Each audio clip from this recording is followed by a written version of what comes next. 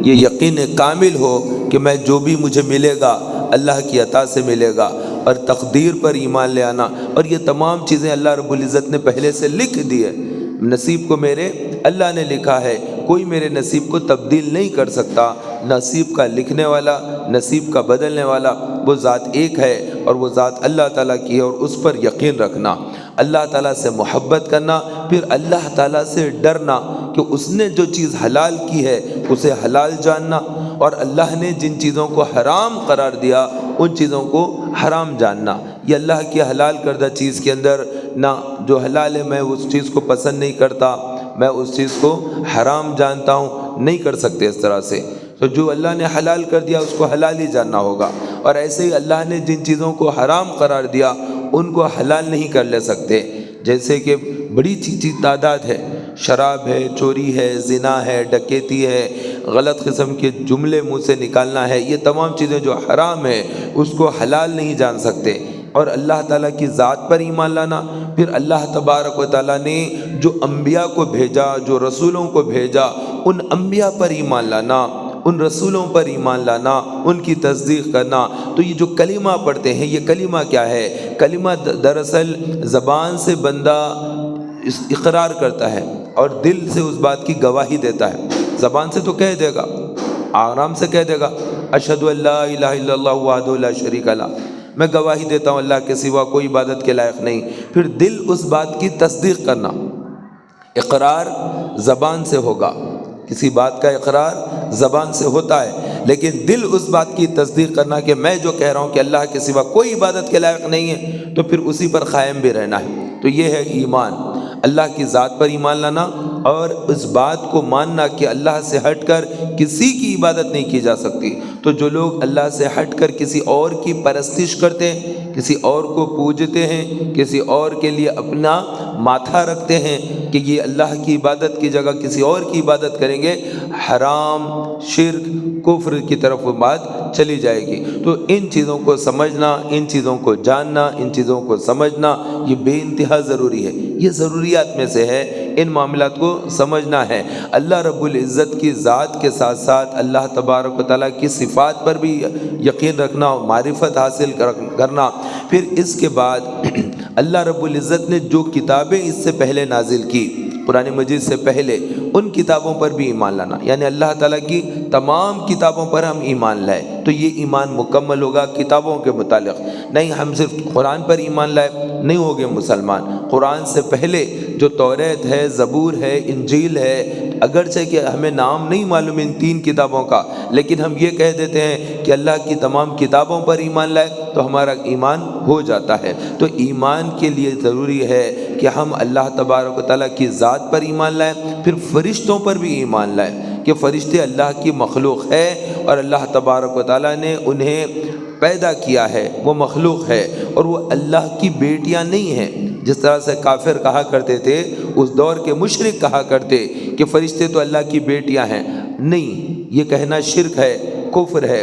اللہ تعالیٰ واحد ہے، تنہا ہے، اس کا کوئی برابر نہیں، نہ اس کی بیوی ہے، نہ بچے ہیں، نہ اس کا کوئی ہمتا ہے، کوئی اس کا جوڑ کا نہیں ہے، اس کا کوئی برابر کا نہیں، وہ ایک تنہا یکتا، اس کا کوئی ہمتا برابر کوئی نہیں اس کا۔ تو اس بات کو یقین کے ساتھ جاننا یہ ہے ایمان کے اندر کی حصہ ہے یہ تمام چیزیں۔ تو اللہ پر ایمان لائے، اس کی ذات پر، اس کی صفات کی معرفت حاصل کیے، پھر اللہ تبارک و تعالیٰ کے تمام انبیاء پر ایمان لائے، اگرچہ کہ نام نہیں جانتے ہم، بہت سے انبیاء ہیں جن کے نام بتائے ہی نہیں گئے، قرآن مجید میں ہی تذکرہ نہیں ہے ان انبیاء کے ناموں کا، نہ احادیث مبارکہ میں ان کے نام ہیں، بس ہمیں اتنا جاننا ہے کہ اللہ تبارک و تعالیٰ کے تمام انبیاء پر، تمام رسولوں پر ہم ایمان لائے، پھر یہ ایمان اس کا ایک حصہ مکمل ہو جائے گا۔ اس کے بعد پھر فرشتوں پر ایمان لائے، ایک حصہ مکمل ہوگا۔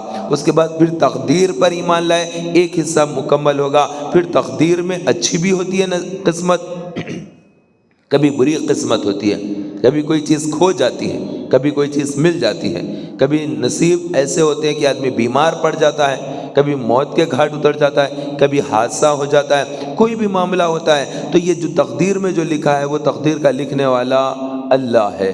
بس اس بات کے اوپر بھی ایمان لانا نہیں ہے کوئی مصیبت پہنچی تو پتہ نہیں کسی اور کی طرف سے تھی، نہیں، اللہ ہی کی طرف سے پہنچی۔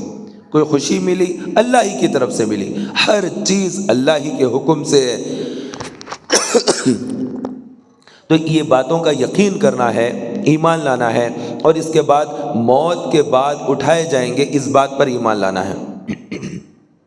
موت کے بعد اٹھائے جائیں گے، اس بات پر بھی ایمان لانا ہے کہ ایسا نہیں کہ مر گئے ختم، اب کوئی حساب کتاب نہیں، ایسا نہیں ہوگا، بلکہ مرنے کے بعد اللہ تبارک و تعالی ہمارا حساب لے گا، ہم سے سوال کرے گا اور ہمیں جواب دینا ہوگا، اور یہ ایمان کا ہمارا حصہ ہے۔ تو یہ تمام چیزوں کے اوپر ہمیں یقین رکھنا ہے کہ موت کے بعد اٹھائے جائیں گے اور قیامت کا دن قائم ہوگا۔ وہ ایک دن ہے جو اللہ تبارک و تعالیٰ نے رکھا، وہ یوم القیامہ جس کو کہتے ہیں، حشر کا دن کہتے ہیں، محشر کا دن کہتے ہیں، قیامت کا دن کہتے ہیں، حساب کا دن کہتے ہیں، آخرت کا دن کہتے ہیں، بڑا دن کہتے ہیں، وہ لاسٹ ڈے آف ججمنٹ جس کے کہا جاتا ہے۔ تو وہ ایک دن ہے جسے اللہ تبارک و تعالیٰ نے رکھ دیا ہے، مقرر کیا ہے، اور اس دن ہم سب پھر اٹھائے جائیں گے، اللہ کے حضور ٹھہرائے جائیں گے، حساب کتاب ہوگا۔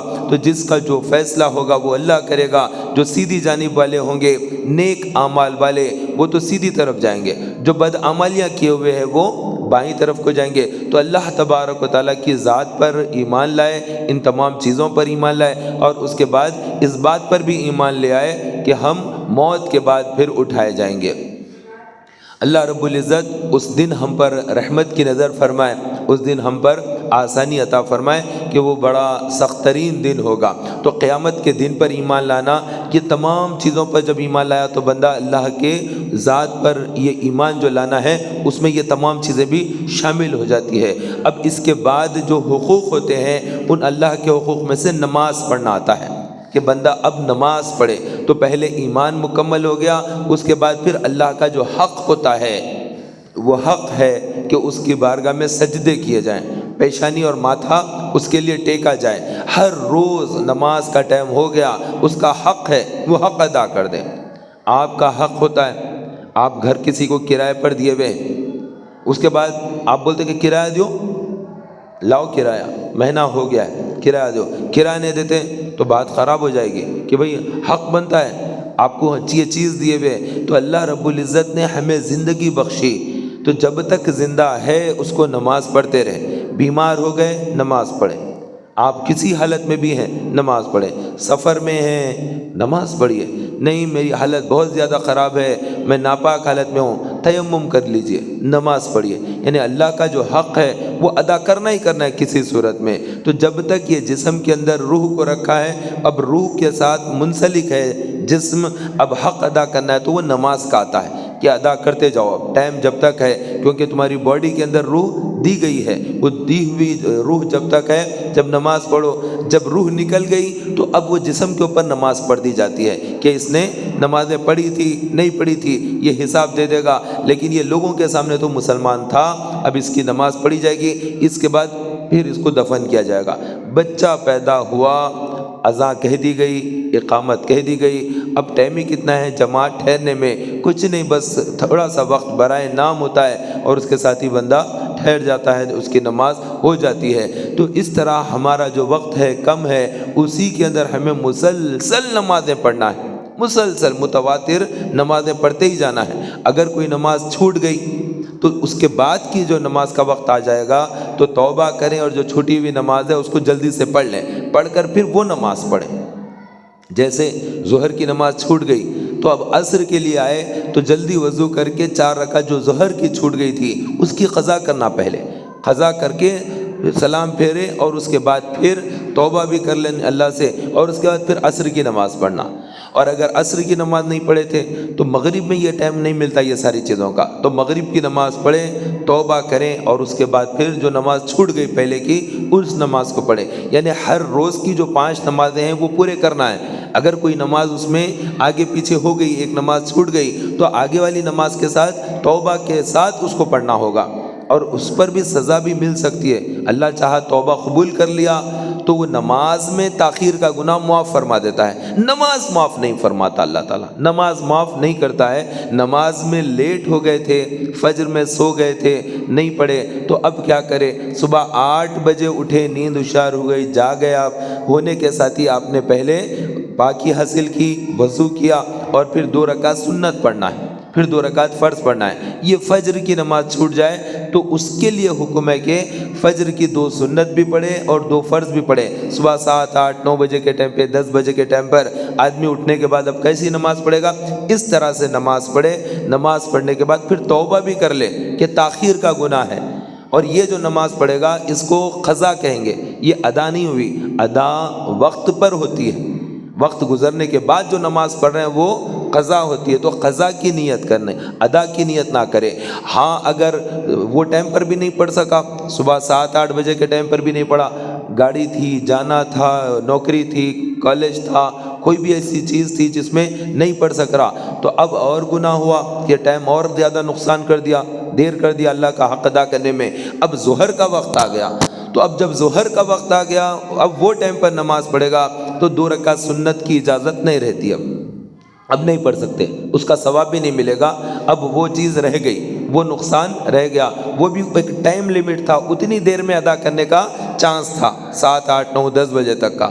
اب ظہر کا ٹائم آ گیا, وہ ٹائم پر آپ فجر کی نماز اگر پڑھنا چاہ رہے ہیں تو صرف 2 رکعت فرض کی قضا ہوتی ہے, سنت کی قضا نہیں کر سکتے. تو یہ احکامات ہیں, یہ اس کا طریقہ ہے. پھر ظہر کی پڑھ لیا. ایسے ہی 5 وقت کی نمازوں کا معاملہ ہے, ان نمازوں کو وقت پر ادا کرنا. پھر ماہ رمضان آ گیا تو اس کے روزے رکھنا اللہ کی طرف سے فرض ہے. یہ اللہ کا حق ہے کہ ماہ رمضان کے روزے بندہ رکھے, بھوکا رہے, پیاسا رہے, اور اللہ تبارک و تعالیٰ کا یاد کرے, ذکر کرے. یہ اس طرح سے ایک حق اس کا اللہ کا یہ بھی ادا ہوگا.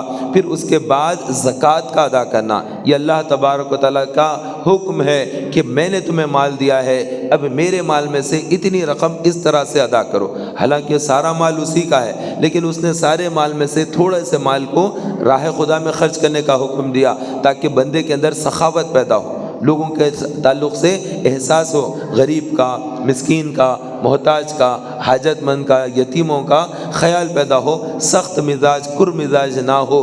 تو اللہ رب العزت نے زکوٰۃ کا حکم دیا ہے, تو یہ مالداروں پر رکھا ہے, غریبوں پر نہیں. پھر زکوٰۃ کے ساتھ اللہ رب العزت نے اگر استطاعت ہے تو زندگی میں 1 مرتبہ حج بیت اللہ کو فرض قرار دیا.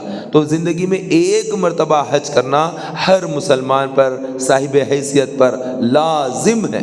اگر مال ہے, جیسے ہم شہر حیدرآباد میں رہتے ہیں, ہم حیدرآباد شہر میں رہتے ہیں, یہاں پر حج ہاؤس ہے, وقف بورڈ کا حج ہاؤس ہے. اس حج ہاؤس کے اندر پیپر سبمٹ کرتے ہیں, اور اس کے بعد وہ لوگ قرآن اندازی کرتے ہیں, نامہ ڈال کر چٹھیاں اٹھا کر نکالتے ہیں کہ کس کس کے نام آ گئے. تو جن جن کے نام آ گئے ان کے نام وہ لوگ جاری کر دیتے کہ ہاں یہ حاجیوں کی لسٹ میں ان کا نام ہے, ان کو ویزا حج ہاؤس کی جانب سے ملے گا.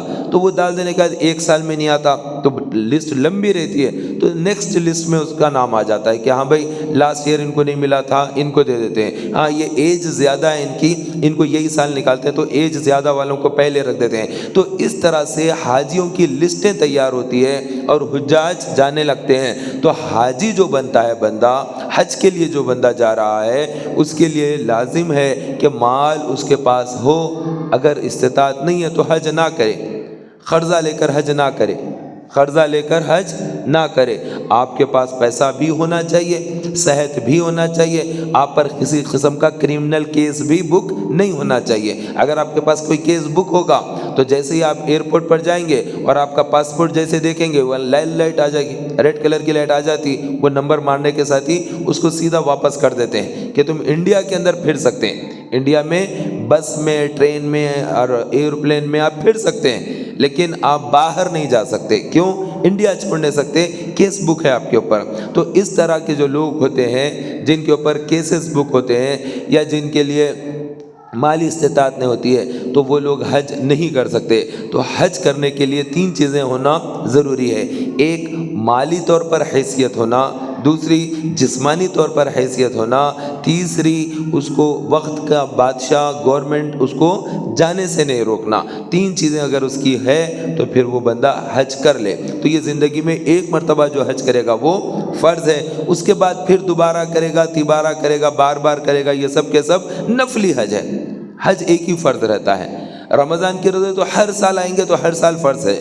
تو اللہ کے نبی علیہ الصلوۃ والسلام نے حج کو ایک مرتبہ فرض رکھا ہے کیونکہ اس میں سفر بہت لمبا ہے۔ یہ اللہ کے نبی علیہ السلام کو اختیار دیا تھا اللہ تعالیٰ نے۔ اللہ نے اپنے محبوب کو اختیار دیا کہ آپ چاہے تو ایک بار فرض کر دو، آپ چاہے تو 2 بار کر دو، آپ چاہے تو 3 مرتبہ حج کرنا فرض کر دو، یا آپ چاہو تو ہر سال مسلمان پر حج کرنا فرض قرار دو۔ تو اللہ کے نبی علیہ السلام نے سب سے کم رکھا عمل کہ میری امت کے لیے مشکل نہ ہو جائے، میری امت کے لیے یہ عمل گرا نہ ہو جائے۔ تو اللہ تبارک و تعالیٰ نے تو اختیار دیا اپنے رسول کو کہ جتنی مرتبہ چاہے حج فرض قرار دو، لیکن اللہ کے نبی علیہ السلام نے آسانی کی امت کے لیے۔ تو نبی پاک صلی اللہ علیہ وسلم امت کے لیے آسانی کرتے ہیں، ہمیشہ امت کے لیے آسانی کرتے ہیں، حتیٰ کہ اللہ کے نبی علیہ الصلوۃ والسلام کا جو معمول تھا کہ جب بھی استنجا سے فارغ ہوتے آپ صلی اللہ علیہ وسلم وضو کیا کرتے، معمول تھا۔ جب بھی استنجا سے فارغ ہوتے رسول پاک صلی اللہ علیہ وسلم وضو کر لیا کرتے۔ یہ ایک اچھی سنت ہے، بہت پاکیزہ رہنے کا ایک بہت ہی پیاری سنت ہے۔ اللہ کے نبی علیہ السلام کا یہ عمل تھا۔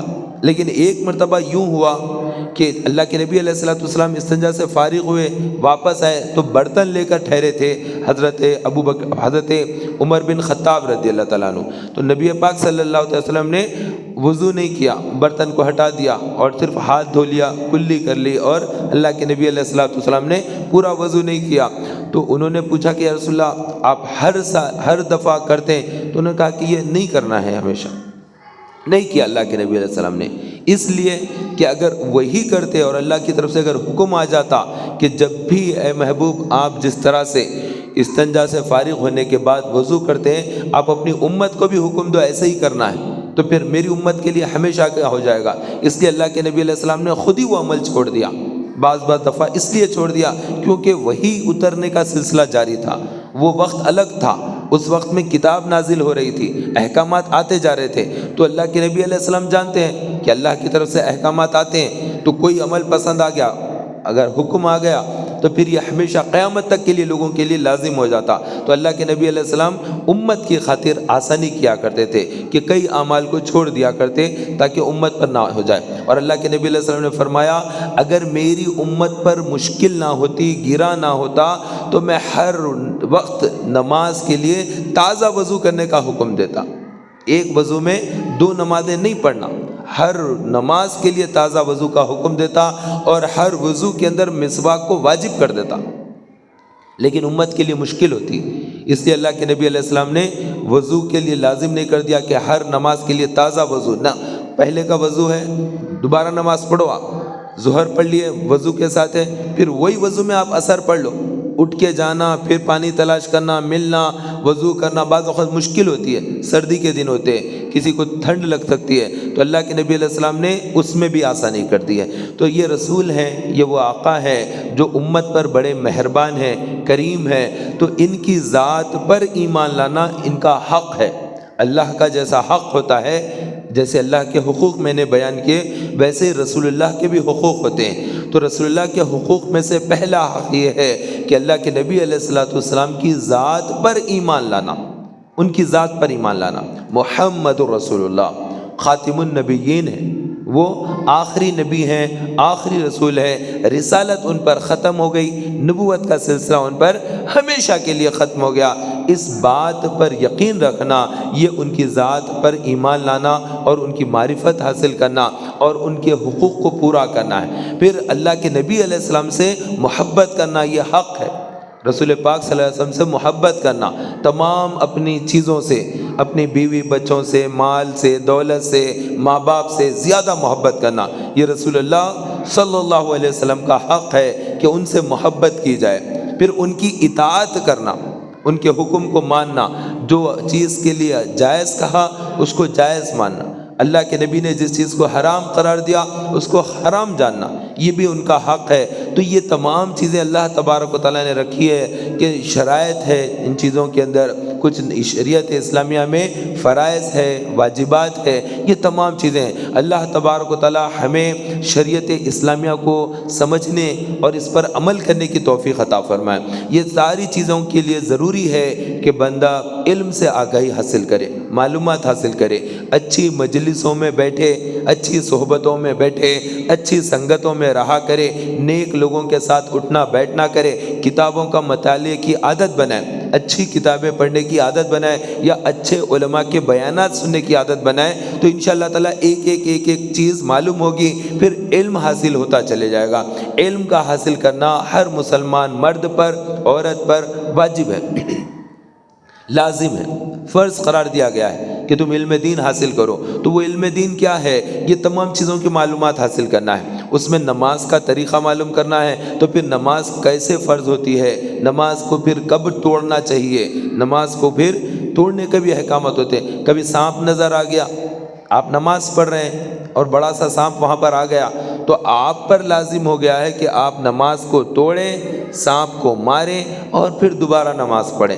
آپ اگر کہیں گے کہ نہیں سانپ مجھے کاٹ بھی دے گا، میں تو بس نماز نہیں توڑ سکتا، تو یہ آپ بری موت مر رہے ہیں۔ آپ کو ایسا نہیں مرنا چاہیے، بلکہ آپ کو چاہیے کہ آپ سیدھا سے نماز کو توڑیں اور آ کر پہلے شریعت کا حکم ہے، جان بچانا فرض ہے، موذی جانور کو قتل کر دینا لازم ہے۔ اللہ کے نبی علیہ السلام کا حکم ہے کہ موذی جانور تم کو ایذا دینے سے پہلے تم اس کو قتل کر ڈالو۔ تو جب بھی کوئی ایسا جانور ہے جو آپ کو نقصان پہنچا سکتا ہے، جیسے سانپ ہو، بچھو ہو، گرگٹ ہو، منگوس ہو، یا ایسے جانور جو آپ کو نقصان پہنچا سکتے ہیں، آپ اس کو مار دیں۔ ایسی چھپکلی ہے، دیواروں پر رہتی ہے، گھروں میں، دکانوں میں، ملگیوں میں، کارخانوں میں چھپکلی ہوتی ہے، اس کو مار دینا چاہیے۔ وہ کرے گی تو وہ اس سے بعض دفعہ پانی کے اندر گر جاتی ہے اور وہ ڈوب جاتی ہے، نیچے بیٹھ جاتی ہے، وہ پانی پورا خراب ہو جاتا ہے۔ وہ پانی آدمی اگر پی لے گا تو وہ بیمار پڑ جاتا ہے اور کبھی کبھی موت بھی واقع ہو جاتی ہے۔ تو ان چیزوں کو قتل کر دینا ہے۔ اور اگر گرگٹ جس کو کہتے ہیں، گرگٹ جو ہوتا ہے اس کو بھی مار دینے کا حکم ہے۔ ایسا نہیں کہ اس کو چھوڑ دیا، نہیں، مار ڈالو اس کو۔ اور مارتے وقت میں اگر ایک مار آپ نے ماری زوردار اور گرگٹ مر گیا تو آپ کو ثواب ملے گا اس کے اوپر کہ آپ نے ایک وار میں اس کو قتل کیا، ایک روٹی صدقہ کرنے جتنا ثواب بھی ملتا ہے اس پر۔ اور اگر آپ نے اس کو ایک وقت میں نہیں مارا، ٹھہر کر مارا، ڈر کر مارا، 2 وقت مارے تب جا کر مرا وہ، تو آپ کو اب ثواب آدھا کم ہو جاتا ہے، کیونکہ آپ مارنے میں پیچھے ہٹ رہے تھے، ڈر رہے تھے، کمزور ہو رہے تھے۔ نہیں، تو سانپ ہے، بچھو ہے، موذی جانور ہے، ایذا دینے والے، ان چیزوں کو 2 ٹکڑے کر دیں، اس کو مار کے ختم کر دیں اس کو، تو اس پر اللہ رب العزت نے اجر و ثواب رکھا ہے۔ تو ایسے ہی ہاں، اگر کوئی بڑا سانپ ہے، ہم نہیں مار سکتے، خطرہ ہے، نہ ہمارے پاس کوئی ایسی چیز ہے جس سے اسے مار سکے، تو وہ ٹائم پر تو جان بچانے کے لیے وہاں سے ہٹ جانا پڑے گا، تو جان بچانا فرض ہے۔ ایسے ہی بعض جگہ حوض ہوتا ہے مسجدوں میں، اگر کوئی بچہ گر گیا، کوئی باولی ہے، بچہ گر گیا، ہم نماز کی حالت میں اور نماز میں دکھ رہا ہے کہ یہ سامنے کنویں میں بچہ گر مر جائے گا، تو ایسے ٹائم پر نماز کو توڑ کر بچے کی جان بچانا ہم پر فرض ہے۔ نہیں، میں نماز پڑھ رہا تھا، بچہ باولی میں گر گیا تو میں نماز نہیں توڑ سکتا، نہیں، نماز توڑیے، بچے کی جان بچائیے، دوبارہ نماز شروع کیجیے۔ آپ کی نماز دوبارہ ہو سکتی ہے، بچے کی جان دوبارہ نہیں آ سکتی ہے۔ تو یہ جو چیزیں ہیں، یہ احکامات ہیں، اس کو سیکھنا پڑے گا۔ علم کا حاصل کرنا ضروری اسی لیے کہتے ہیں کہ کئی چیزیں معلومات حاصل ہو۔ ایسے ہی اگر کوئی آدمی بھاگ کر آیا ہے، یہاں پر آ کر چھپ رہا ہے، اور اس کے پیچھے کوئی اور آدمی آیا اور آ کر وہ تلوار لے کر پیچھے سے آیا، آ کر آپ سے پوچھ رہا ہے کہ یہاں پہ کوئی آیا، کوئی ادھر آیا، تو آپ اس کو کہیں کہ یہاں پر تو کوئی نہیں آیا، آپ جھوٹ بول کر اس کی جان بچائیں۔ آپ نہیں، میں تو جھوٹ نہیں بولتا کہہ کر اگر آپ نے اس کی طرف اشارہ کر دیا کہ دیکھو آیت والا ادھر ہے، تو وہ قتل کرنے میں آپ بھی شامل ہو گئے، کہ آپ کو کیا ضرورت تھی، اس کی جان جا رہی ہے، وہ ٹائم پر آپ تلوار لے کر آیا، بندوق لے کر آیا، وہ ٹائم پر آپ اس کو کہاں چھپا ہوا ہے بتا رہے ہیں، یہ نہیں بتانا ہے۔ تو بہت ساری چیزوں کا علم حاصل کرنا ہوگا، تو کیا بولنا ہے، کیا نہیں بولنا ہے، یہ معلوم ہونا چاہیے۔ ایسے ہی اگر آپس میں کوئی دوست جھگڑا کر لیے ہیں، لڑ بیٹھے ہیں، تو ان دوستوں کو ملانے والا کام کریں، ان دونوں میں دراڑ ڈالنے والا کام نہ کریں، جھگڑے کو بڑھانے والا کام نہ کریں، آپس میں صلح کرا دیں۔ آپس میں صلح صفائی کرا دے، دونوں کو ملا دے، نہیں وہ دونوں آپس میں جھگڑا کرے، چلو اچھا ہے دونوں لڑنے دو، اپنے کو کیا کرنا ہے، اپن خوش ہو رہے ہیں، نہیں، یہ شیطانیت والا کام نہ کریں، بلکہ دو لڑے ہوئے لوگوں کو ملانے والا کام کرنا ہے۔ اور اس وقت میں جھوٹ بھی اگر بولتے ہیں تو جائز ہے، اس وقت میں دونوں دوستوں کو بھی اگر جھوٹ بول دیتے ہیں تب بھی شریعت میں جائز ہے کہ بندہ اس طرح سے بول کر بھی دوست بنا سکتا ہے۔ جیسے ایک آدمی لڑ رہا تھا، دوسرا دوست، ہم ایک سے کہہ دیے کہ ارے وہ تو تمہارے خلاف میں نہیں بولتا، خالی تم ہی بولتے، اس کا دل تو صاف ہے، حالانکہ اس کا دل بھی گندا میلا ہے، پھر بھی آپ جا کر اس کو کہہ دیے کہ انہیں تو تمہارے ساتھ ملنا ہی چاہ رہا، اچھا رہنا چاہ رہا، تمہاری اچھائی بیان کر رہا، خالی تم جو ہے بگاڑ کر لے کے بیٹھے اس کے خلاف بول رہے ہیں، تو اس کا دل نرم ہوگا، ارے میرے ہی دل میں سختی ہے، اس کے دل میں نہیں ہے، پھر اس کا جو معاملہ رہتا اس کو بھی جا کر وہی کہے، اس سے بھی جا کر یہی کہہ دے کہ انہیں تو تمہارے ساتھ اچھا ہے، تم ہی ایسا کر رہے ہیں، تو وہ بھی تھوڑا اس کا بھی دل پسیج جائے گا۔ اس طرح سے دونوں طرف بھی ایسا بولے گا، صلح کے لیے بولے گا، تو اللہ کے نبی علیہ السلام نے اپنی شریعت کے اندر اس چیز کی اجازت دی کہ امتی آپس میں جھگڑا نہ کرے، تو جھگڑے کو روکنے کے لیے جھوٹ کو بھی اللہ تبارک و تعالیٰ نے جھوٹ نہ رکھا، حلال کر دیا ہے وہاں پر۔ تو اب اگر کوئی جھگڑا کرائے گا تو کتنا بڑا گناہ گار ہوگا، اور وہ بھی اگر جھوٹ بول کر جھگڑا کرا دے گا آپس میں، تو اب یہ کتنا بڑا امتیوں کو لڑانے کا گناہ اس کے سر پہ پڑے گا۔ تو یہ چیزیں ہیں، ان چیزوں کی معلومات حاصل ہو، اللہ تبارک و تعالی ہم سب کو صالح اعمال کرنے اور علم دین سیکھنے سکھانے کی، سمجھنے کی، سمجھانے کی سعادت نصیب فرمائے، کیونکہ علم بے انتہا ضروری ہے۔ اگر کوئی آدمی کار میں جا رہا ہے، رات کا حصہ ہے، بہت تیز کار جا رہی ہے، تو بغیر لائٹ کے چل ہی نہیں سکتی، پورا راستہ جنگل ہے، صحرا ہے، بیابان ہے، اندھیرا ہی اندھیرا ہے، صرف 2 لائٹیں ہیں جس کی وجہ سے پوری روڈ نظر آ رہی ہے، اور گاڑی بہت اسپیڈ کے ساتھ جا رہی ہے۔ تو اتنی اسپیڈ کیوں جا رہی ہے؟ کیونکہ اس کے لائٹ ساتھ دے رہے ہیں، لائٹ اگر کمزور ہے تو گاڑی اتنی تیز دوڑا نہیں سکتا آدمی۔ تو یہ جو ہماری اسپیڈ ہوتی ہے، ہماری جو دوڑ ہوتی ہے، وہ علم کی وجہ سے ہوتی ہے، اور علم روشنی ہے۔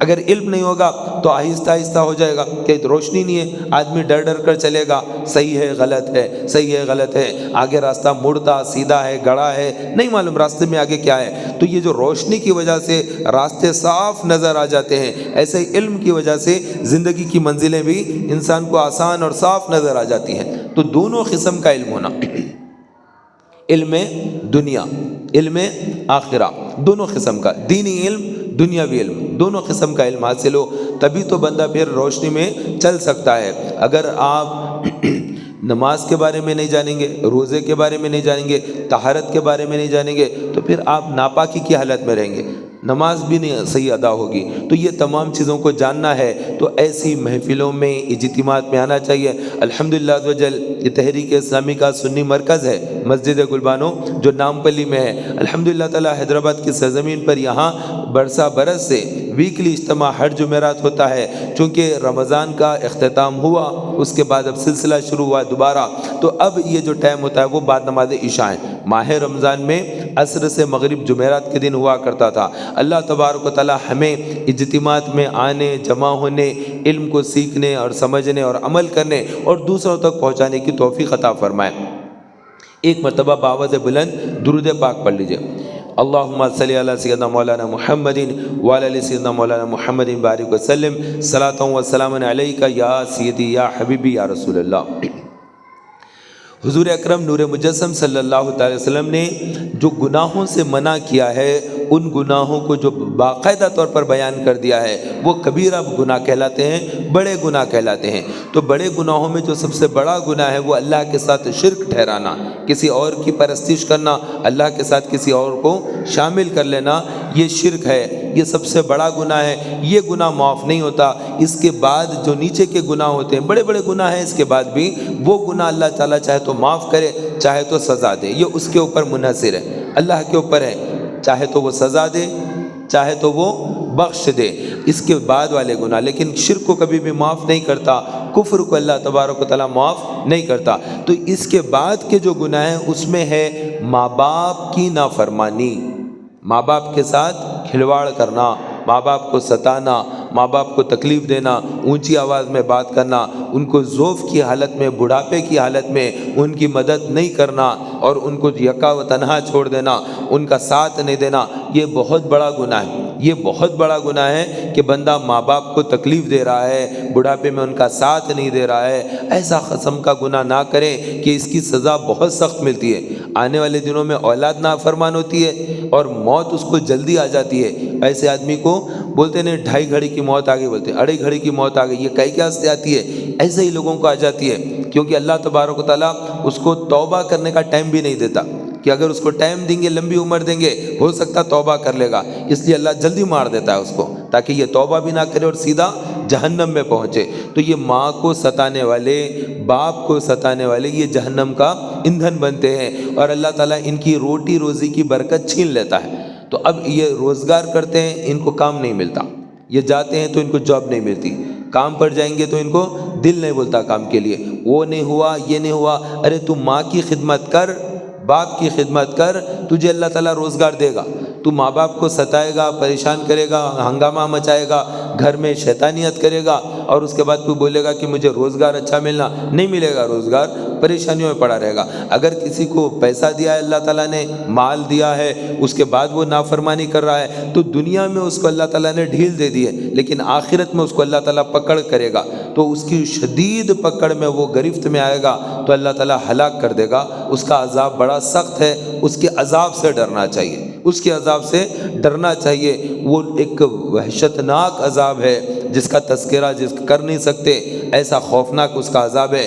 دنیا ساری کی ساری ہلاک بھی ہو جاتی ہے تب بھی وہ ایک جھلک ہے، اس سے بڑھ کر عذاب اس کا قیامت کے دن ہوگا، اس سے بڑھ کر اس کا عذاب جہنم میں اللہ تبارک و تعالیٰ رکھے گا۔ تو بہرحال ہمیں ماں باپ کی نافرمانی سے بچنا چاہیے، کبیرہ گناہ میں سے ہے، بڑے بڑے گناہوں میں سے ایک گناہ یہ ہوتا ہے۔ اس کے بعد جان بوجھ کر نماز چھوڑ دینا، یہ بڑے گناہوں میں شمار کیا جاتا ہے، یہ حرام۔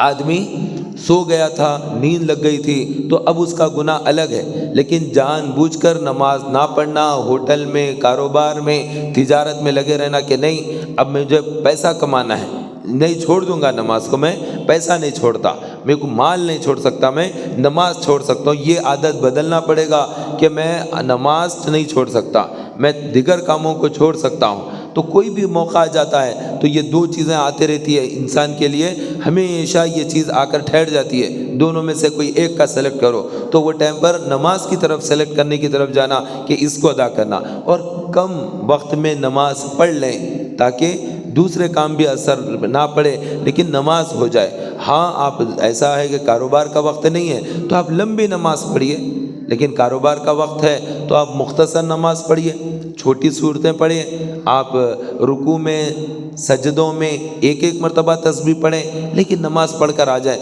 2 منٹ 3 منٹ میں ابھی گئے، پہلے سے وضو ہے، ٹھہرے، نماز پڑھے، نکل گئے تو پاک و صاف رہنا، میں ابھی آ رہا ہوں۔ آپ کہیں کوئی کام کے واسطے راستے میں کیسا رک جاتے ہیں، ذرا یہ کام کر لینا ہے، ذرا راستے میں یہ بھی ایک بیچ میں 2 منٹ ٹھہرو، رکاتے ہیں ٹیکسی والوں کو کہ 2-3 منٹ ٹھہر جاؤ، میں ذرا یہاں جا کر ایک یہ دے کے آتا ہوں، یہ پارسل دینا ہے، یہ لینا ہے۔ تو جیسا ہم رکاتے ہیں ویسے ہی رکا دیں کہ بھائی 2-3 منٹ کے لیے ٹھہرو، میں ابھی 2 منٹ میں آ رہا ہوں، بس ایک جگہ سائڈ میں رکھیں، گئے فوری سے 2 رکعت 4 رکعت جو ٹائم ہے اتنی نماز فرض پڑھیں۔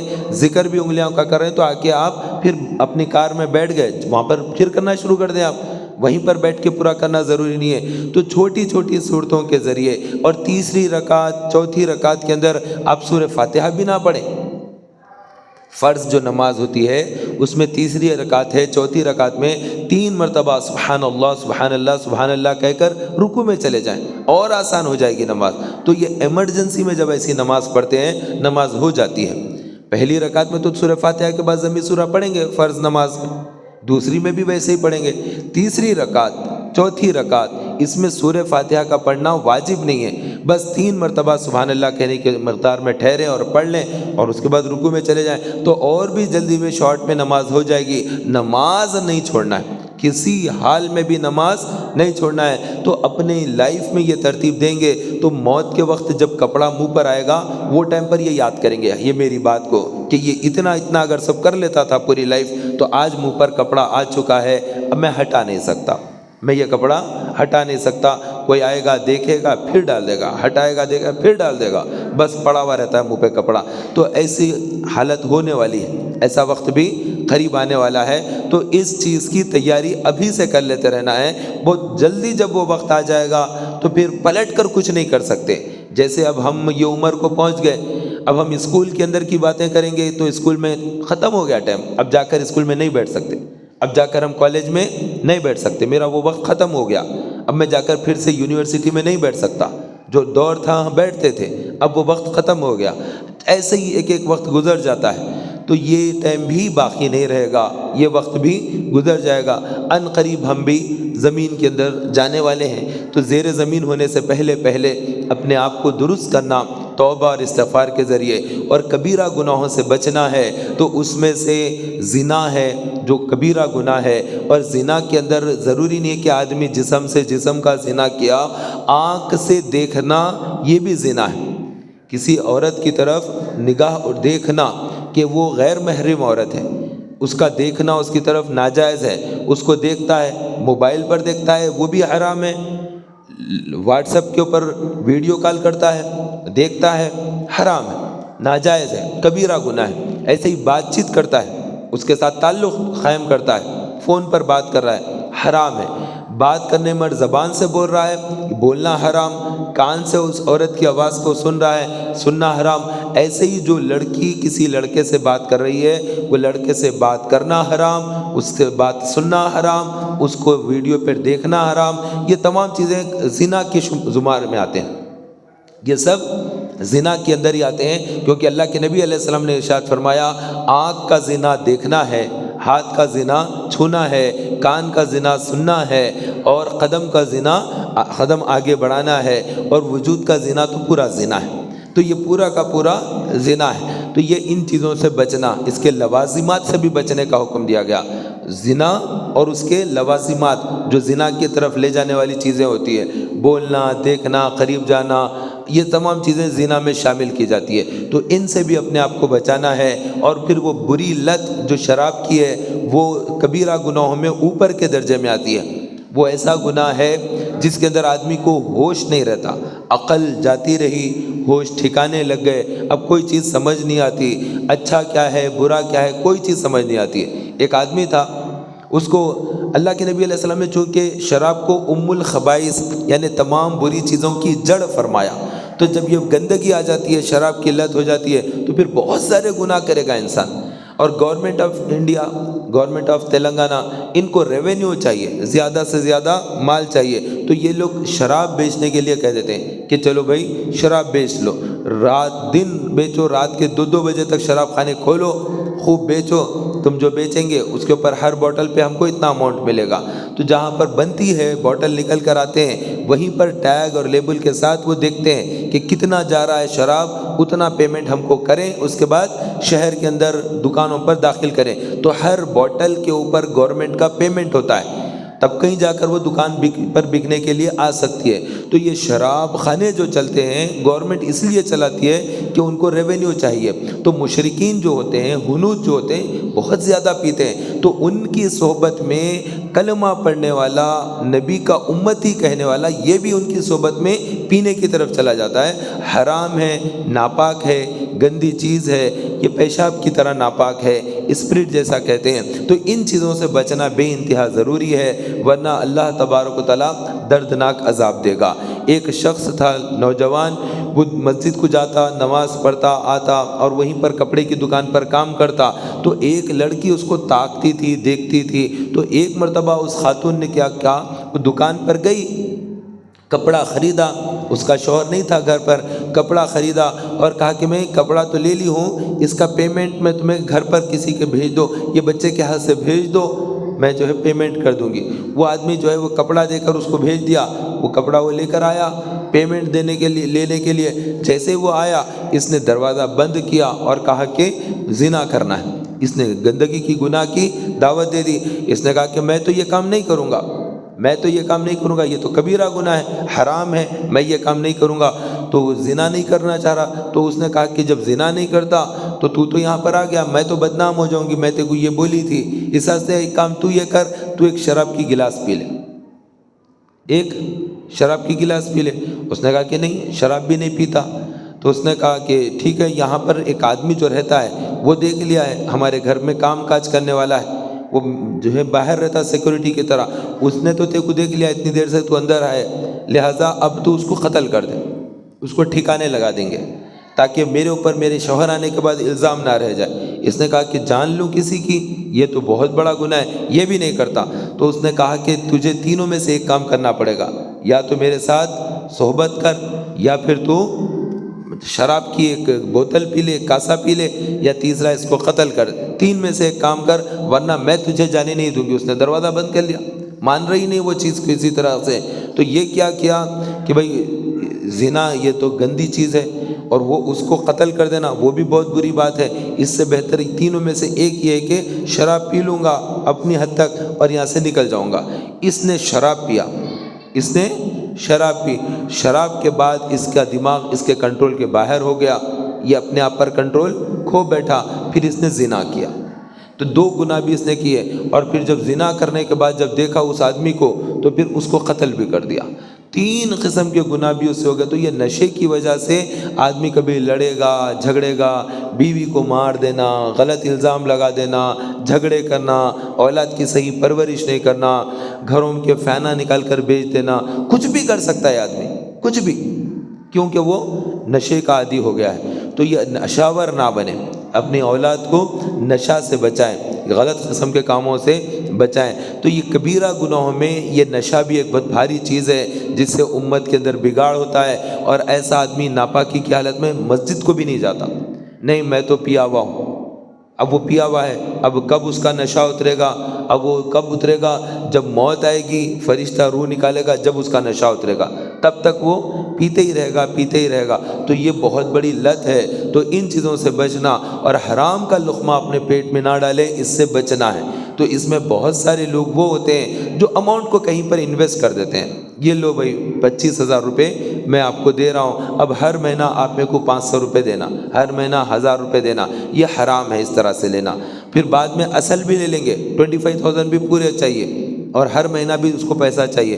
تو اماؤنٹ جو ہوتی ہے اس کو کرائے پہ دینا جائز نہیں ہے، اماؤنٹ کو کرائے پہ دے کے اس کا پیسہ لینا جائز نہیں ہے۔ آپ کوئی اور چیز کو کرائے پر دے سکتے، سائیکل کو کرائے پر دیجئے، 1 گھنٹے کے اتنے پیسے جائز ہے۔